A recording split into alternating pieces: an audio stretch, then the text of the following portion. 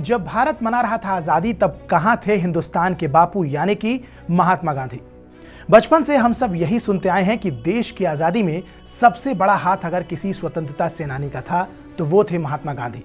बापू ने देश को आजाद कराने के लिए अपनी पूरी जान लगा दी थी।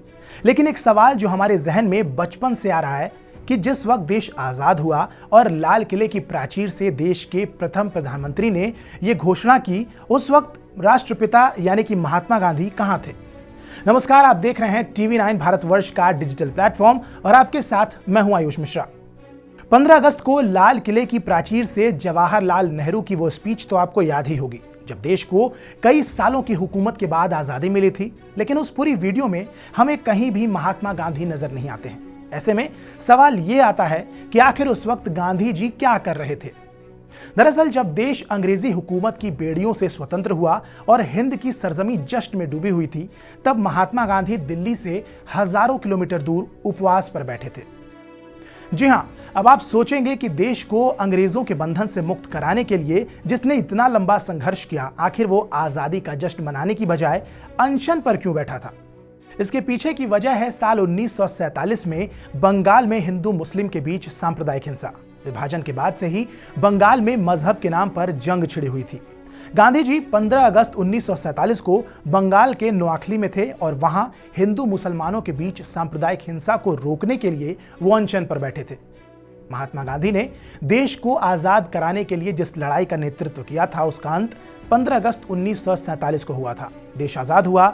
आजाद भारत के पहले प्रधानमंत्री जवाहरलाल नेहरू ने तिरंगा फहराया। जनता सड़क पर थी। लोग आजादी की पहली सुबह में झूम रहे थे।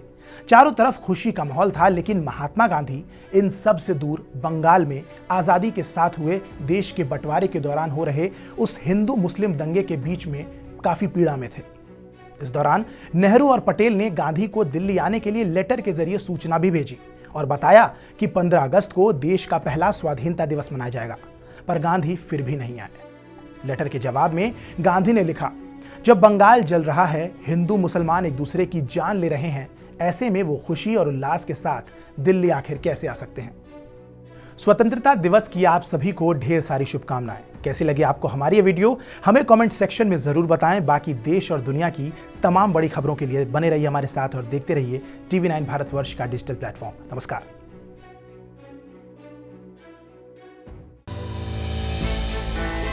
हमने की गलती फिर एक बार, कोरोना ने किया दोबारा प्रहार। मास्क, 2 गज दूरी, करें अपनी सुरक्षा पूरी। कोरोना टीका हम सबको लगाना है, मिलकर साथ समझदारी से कोरोना को हराना है।